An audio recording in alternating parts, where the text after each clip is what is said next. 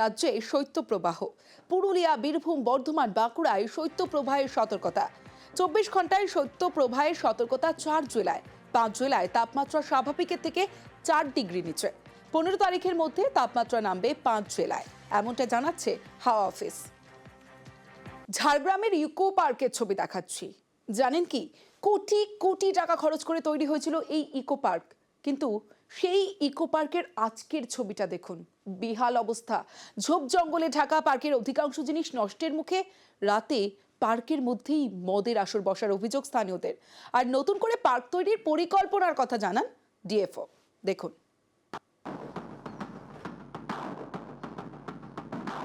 Eco পার্কে আগাছার জঙ্গল,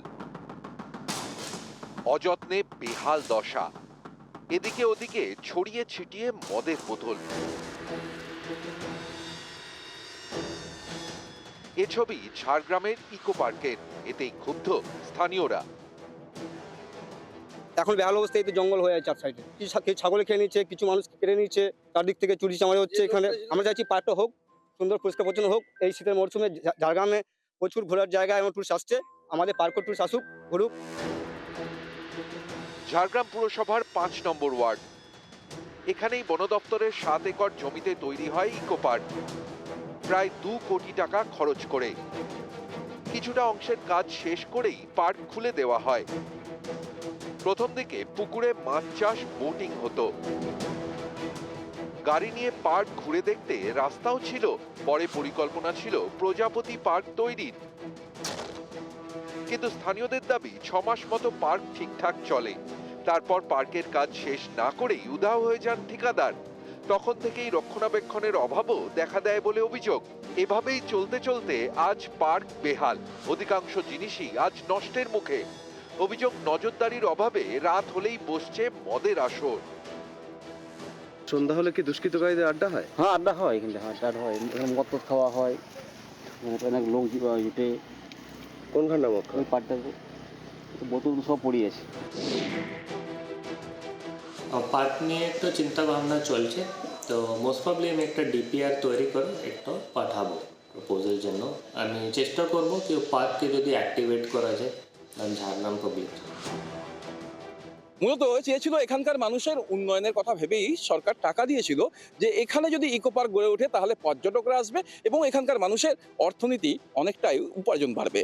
সে জায়গা থেকে এখন অবস্থা হয়ে দাঁড়িয়েছে বেহাল। বন দপ্তরের ডিওপোর সাথে কথা বললে তিনি যেটা জানিয়েছেন যে শীঘ্রই হয়তো এই পার্ককে আবার নতুনভাবে সাজিয়ে তোলা হবে। কবে তোলা হবে তার দিকে তাকিয়ে থাকবো আমরা। ঝাড়গ্রাম থেকে রাজু সিং, নিউজ 18 বাংলা। আব্দুস সুকুর মোল্লা, বয়স 60 বছর, বিয়ে করতে চান কিন্তু করতে পারছেন না, কারণ পাকা ঘর নেই, তাই পাত্রী জুটছে না। বিয়ে করতে তাই ভিডিওর দ্বারস্থ মুর্শিদাবাদের বেলডাঙ্গার বৃদ্ধ। তার আবদার আবাসের ঘর করে দিতে হবে, তাহলে তিনি নাকি বিয়ে করতে পারবেন। আমি বিয়ে করতে চাই, আমাকে আবাসের ঘরের ব্যবস্থা করে দিন। বয়স 60, এই বয়সে আবার বিয়ে করার ইচ্ছে, কিন্তু সেই ইচ্ছে পূরণ হচ্ছে না, কারণ বৃদ্ধের নাকি সেরকম কোনো ঘর নেই, তাই বিয়ের ফুল ফুটছে না। এই সমস্যা নিয়ে বিডিও অফিসে হাজির বৃদ্ধ। 60 বছরের বৃদ্ধের নাম আব্দুস সুকুর মোল্লা, মুর্শিদাবাদের বেলডাঙ্গার কাজী সাহার বাসিন্দা। প্যাকাটে দিয়ে ঘেরা তার ঘর, খড়ের ছাউনি, এটাই বৃদ্ধ আব্দুস সুকুরের ঠিকানা। আবাসের আবেদন করেও ঘর পাননি বলে অভিযোগ। এই ঘরেই দীর্ঘদিন রয়েছেন। গত অগাস্টে তার স্ত্রী মারা যান। বৃদ্ধ ফের বিয়ে করতে চান, কিন্তু তার প্যাকাটির ঘর, তাই নাকি পাত্রী জুটছে না। স্ত্রী মারা গেছে, তো আমাকে বিয়ে করতে হবে। আমার এই যে ঘর, এই দিকে আমার থেকে বিয়ে করছে না, কোনো মেয়েতে বিয়ে করতে চাইছে না। ফিরোজ স্যার বলেছেন যে হ্যাঁ আপনার ব্যবস্থা করা হবে, এই কথা বলেছেন। আমি আবেদন করেছি। তাহলে আপনি বলতে চাচ্ছেন আপনার ঘর যদি পান তাহলে আপনার বিয়ে করা সম্ভব হবে? হ্যাঁ হ্যাঁ স্যার। আব্দুস সুকুর মোল্লা 60 ছুঁয়েছেন, 3 ছেলের বাবা, 2 নাতিও আছে। স্থানীয়দের দাবি কারুরই পাকা ঘর নেই, কোনো রকমে সংসার চলে। আবাসের ঘর খুবই দরকার। ঠিক দিক থেকে পিছিয়ে পড়া, এই মানে সমাজের দিক থেকে বলতে গেলে রেশনের মাল নিয়ে এসে এরা দিনটা কোনোরকমভাবে চালায়। যে একটু দুস্থ পরিবার, এদের সরকার এদেরকে দেখা উচিত স্পেশালি হবে, কারণ এদের পরিবারের মধ্যে অসহায় পরিবার গ্রামে অনেক আছে, এদের মতো অনেক আছে, কিন্তু এদের খুবই অচল অবস্থা। পড়শিরা বলছেন গরিব আব্দুস আবাসের ঘর পাক, কিন্তু তিনি তো ঘর চাইছেন দ্বিতীয়বার বিয়ে করার জন্য। আমার শ্বশুর খুব একা হয়ে গেছে, আমার শাশুড়ি মা মারা গেছে, আমার শ্বশুরের ঘর নাই, থাকা জায়গা নাই আমাদেরও, আমাদের বাড়িতেও হ্যান্ডিক্যাপ বাচ্চা আছে, আমরাও থাকতে পারি না, তাই তো আমার শ্বশুরকে ভালো করে দেখাশোনা করতে পারি না আমরা, আমাদেরও ঘরের দরকার, আমার শ্বশুরেরও ঘরের দরকার। ওনার যদি বিয়ে করতে ইচ্ছা হয় তার বিয়ে দিতে হবে, আমার দিতে হবে আমাদের। যে ঘর দিয়ে না বুঝতে পারছেন না, ঘর দিয়ে নেই, তার জন্য হয়তো বিয়েটা হচ্ছে না। তো ঘর পেলে তাহলে বাবার বিয়েটা হবে তাহলে আবার। ঘরটা হোক আগে, তারপর বিয়ে হবে। বৃদ্ধ আব্দুসের দ্বিতীয় বিয়েতে ছেলে কিংবা ছেলের বউয়ের কোনো আপত্তি নেই, বৃদ্ধের বিয়ের পথে কাঁটা ঘর। এই সমস্যা সমাধানে বিডিও অফিসে ছুটেছেন আব্দুস শুকুর মোল্লা। বিডিওকে বলেছেন, আমি বিয়ে করতে চাই, আমাকে আবাসের ঘরের ব্যবস্থা করে দিন। লিস্টের নাম নেই, আমি বলেছি যে যেহেতু ওনার বাড়ি নেই এবং সার্ভে লিস্টের নাম নেই, তাই সার্ভে লিস্টের নাম তোলার জন্য আবেদন করতে বলেছি। আবেদন দিয়ে যাননি, উনি পরে কথা বলবেন বলেছেন, আবেদন দিলে আমরা দেখে নেব। মুর্শিদাবাদ থেকে প্রণব বন্দ্যোপাধ্যায়, নিউজ 18 বাংলা।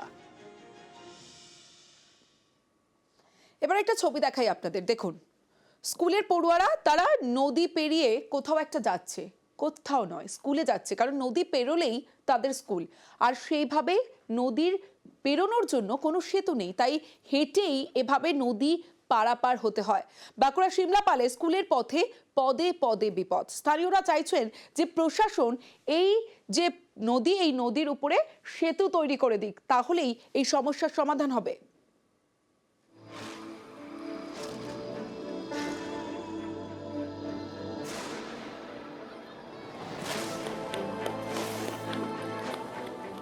নদী পেরোনোর জন্য ব্রিজ নেই, নৌকাও নেই, তাই প্রতিদিন এভাবেই যেতে হয় স্কুলে, ঝুঁকি নিয়ে।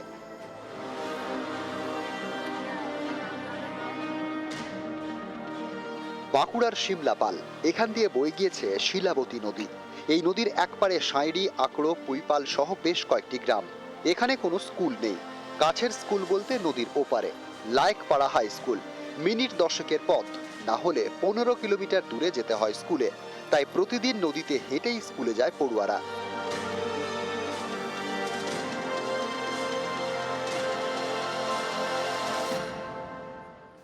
বর্ষায় দুর্ভোগ বাড়ে, ফুঁসে ওঠে শিলাবতী, তখন যাতায়াত বন্ধ হয়ে যায়।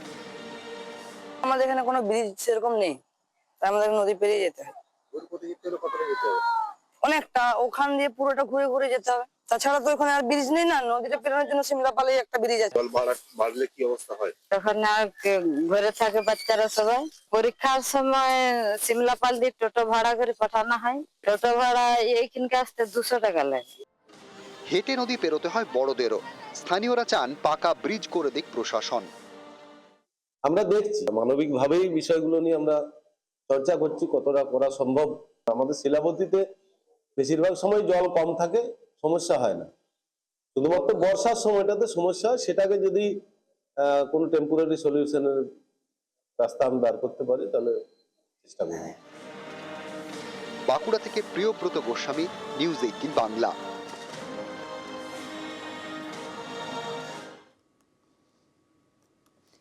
বাজারে নতুন আলুর দাম বাড়ার আশঙ্কা থাকছে, কারণ পাঞ্জাব থেকে উচ্চ ফলনের আলুর বীজ ঢুকেছে দেরিতে, দামও গতবারের থেকে বেশি, ফলে অনেকেই লোকাল আলু বীজ দিয়েই চাষ করছেন। এতে ফলন হবে কম, আর নতুন আলুর দামও বাড়ার আশঙ্কা।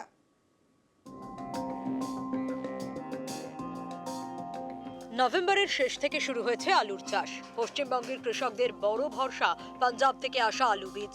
এটা গুণমানে ভালো, ফলনও বেশি হয়, কিন্তু সেই বীজ এবার পশ্চিমবঙ্গে ঢুকেছে দেরিতে, দামও গতবারের থেকে বেশি, তাই অনেকেই লোকাল আলু বীজ দিয়ে চাষ শুরু করে দিয়েছেন। এতেই দেখা যাচ্ছে সিঁদুরে মেঘ, কারণ লোকাল আলু বীজে ফলন কম। ফলে ফেব্রুয়ারিতে নতুন আলু যখন বাজারে আসবে তখন চাহিদা থাকলেও সেই মতো যোগান দেওয়া মুশকিল, ফলে আলুর দাম চড়া থাকারই আশঙ্কা।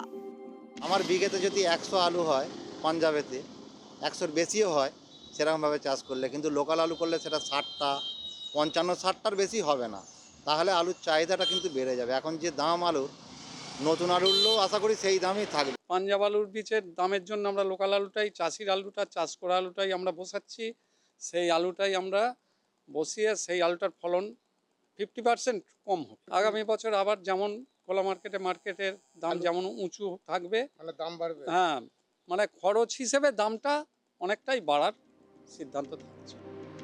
কৃষকদের দাবি এবছর পাঞ্জাবের আলু বীজের দাম অনেকটাই বেশি। এক বস্তার দাম 3 থেকে 4,000 টাকা, গতবার ছিল 2,000 টাকার মধ্যে। এই কারণে অনেকেই লোকাল আলু বীজ দিয়েই চাষ করছেন, তাই পাঞ্জাবের আলু বীজের বাজার ধাক্কা খেয়েছে।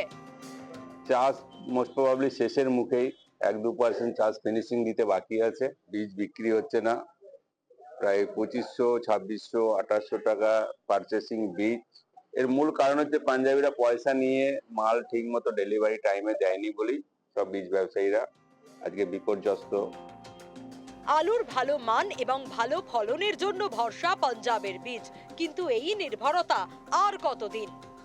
রাজ্যে পশ্চিম মেদিনীপুরে আনন্দনগর বলে এক আছে, আনন্দপুর, ওখানটায় আমরা করছে গভর্নমেন্ট থেকে বীজ তৈরির উদ্যোগ নেওয়া হয়েছে এবং হচ্ছেও। নিউজ 18 বাংলা। এবার দেখাবো ভুটান সীমান্ত লাগোয়া জলপাইগুড়ির চামুরচি ভুগছে জল কষ্টে। খাবার জলের সমস্যা মেটাতে বছর 3 আগে উদ্যোগ নেয় জনস্বাস্থ্য কারিগরি দফতর। রিজার্ভার তৈরির কাজ শুরু হয়, কিন্তু তা আজও শেষ হয়নি। তাই জলকষ্ট আজও মেটেনি। আজও চামুরচির বড় ভরসা ভুটানের ঝর্ণার জল।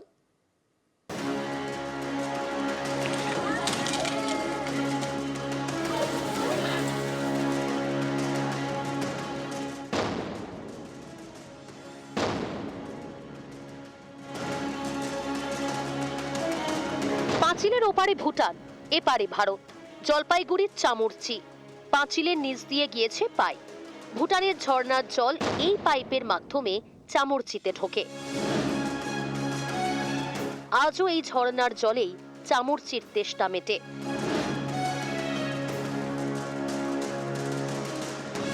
ভুটান সীমান্ত লাগোয়া চামুরচি, এখানে দীর্ঘদিন ধরেই জলের কষ্ট। এই সমস্যা মেটাতে তৎপর হয় জনস্বাস্থ্য কারিগরি দফতর। 2021 সালে চামুরচিতে জলের রিজার্ভার এবং পাম্প হাউস তৈরির কাজ শুরু হয়। স্থানীয়দের অভিযোগ, সেই কাজ চলছে অত্যন্ত ঢিমে তালে। মাঝপথে কাজ বন্ধ করে দেন ঠিকাদার, পরে আবার কাজ শুরু হয়, কিন্তু আজও তা শেষ হয়নি। দেখতে দেখতে 3 বছর কেটে গেল, ফলে জলের সমস্যাও মেটেনি।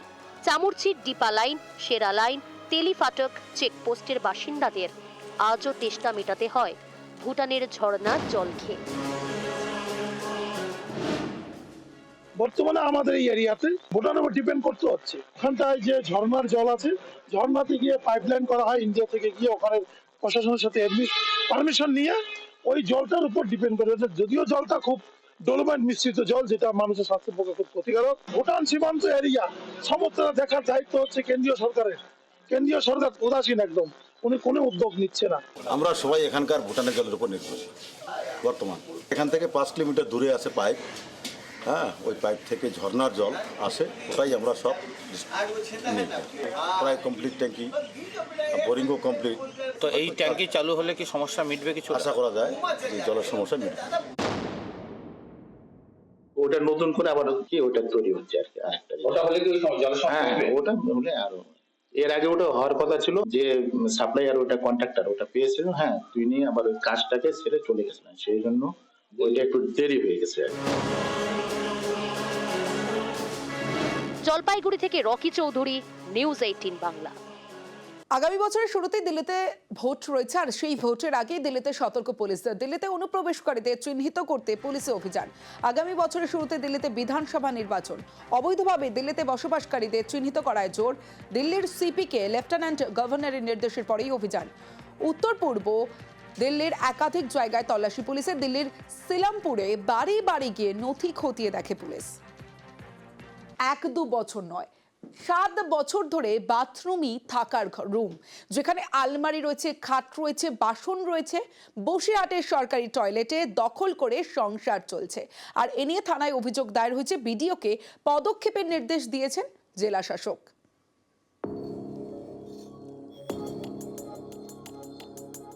খাট, আলমারি, আলনা, বাসনকোসন সবই আছে, একেবারে পরিপাটি সংসার। কিন্তু এসবই সরকারি শৌচালয় দখল করে সেটাও 7 বছর ধরে। এ ছবি উত্তর 24 পরগনার বসিরহাটের গোটরা গ্রাম পঞ্চায়েত এলাকার। এখানে টাকি রোডের ধারে দণ্ডিরাট বাজার, রোজই ভিড় লেগে থাকে। তাই সাধারণের সুবিধার জন্য এই এলাকায় 2017 সালে টয়লেট তৈরি করা হয়। পূর্ত দপ্তরের জমিতে পাবলিক টয়লেট তৈরি করা হয়েছিল। অভিযোগ, স্ত্রী সন্তানকে নিয়ে এই শৌচালয়ের দখল নেন স্থানীয় বাসিন্দা সাবির সর্দার। 7 বছর ধরে এই টয়লেটই তাদের ঠিকানা, সেখানেই পরিপাটি সংসার। ওটা সরকারি জায়গায় ও দখল করে দিয়েছে, বাজারে কোনো বাথরুম নেই। হ্যাঁ, এই একটাই সরকারিভাবে তৈরি হয়েছে। বাজার কমিটির অভিযোগ, বারবার উঠে যেতে বললেও শৌচালয় খালি করেনি সাবিরের পরিবার। প্রশাসনের বিভিন্ন স্তরে জানিয়েও লাভ হয়নি বলে দাবি স্থানীয়দের। শেষমেশ বুধবার বসিরহাট থানায় অভিযোগ দায়ের করে স্থানীয় পঞ্চায়েত ও বাজার কমিটি। দণ্ডিয়ার বাজারে জায়গা হচ্ছিল না, সেই ক্ষেত্রে এখানে বাথরুমটা পিডব্লিউ সাইটে আর কি করা, কিন্তু দেখা যাচ্ছে সেই বাথরুমটা অন্য একজন সামনে এসে দখল করে বসে আছে গায়ের জোরে। আমরা সেটা বাজারের থেকে সিদ্ধান্ত নিয়েছি ইমিডিয়েটলি বাথরুমটা চালু করে, যাতে বাজারের সমস্ত লোক বাথরুমে যাওয়ার সহযোগিতা পায়। যেভাবে হয় বাথরুমটা আমরা খুব তাড়াতাড়ি চালু করব। সাবিরের পরিবারের পাল্টা দাবি, সরকারি জমিতে তারা বহুদিন থাকতেন। সেখানে শৌচালয় তৈরির সময় পুনর্বাসনের প্রতিশ্রুতি দেওয়া হয়, কিন্তু তারা পুনর্বাসন পাননি। তাই বাধ্য হয়ে টয়লেটেই থাকছেন। আমি গরিব মানুষ, আমি রাস্তার ধারে থাকি, আমাকে উচ্ছেদ করে দিচ্ছে। আপনাদের কাছে বিচার দিয়েছি, আমি যাতে এখানে থাকতে পারি সেই ব্যবস্থা আপনারা করেন। হ্যাঁ, এটা সরকারি জায়গা। কত বছর আছে? আমরা এখানে 50 বছর আছি। 7 বছর লকডাউনের সময় এটা বাথরুম করার জন্য করেছিল। এবার বলেছিল যে তোমাদের ওপরে ঘর করে দিয়ে দেবো, আর নিচে তোমাদের একটা দোকান দেবো, আর তোমাদের একটা চাকরি দেবো, প্রত্যেক মাসে একটা চাকরি। এটা তো সরকারি জায়গা। হ্যাঁ। এ বিষয়ে বিডিওকে পদক্ষেপের নির্দেশ দিয়েছেন উত্তর 24 পরগনার জেলা শাসক। বসিরহাট থেকে জিয়াউল আলম, নিউজ 18 বাংলা।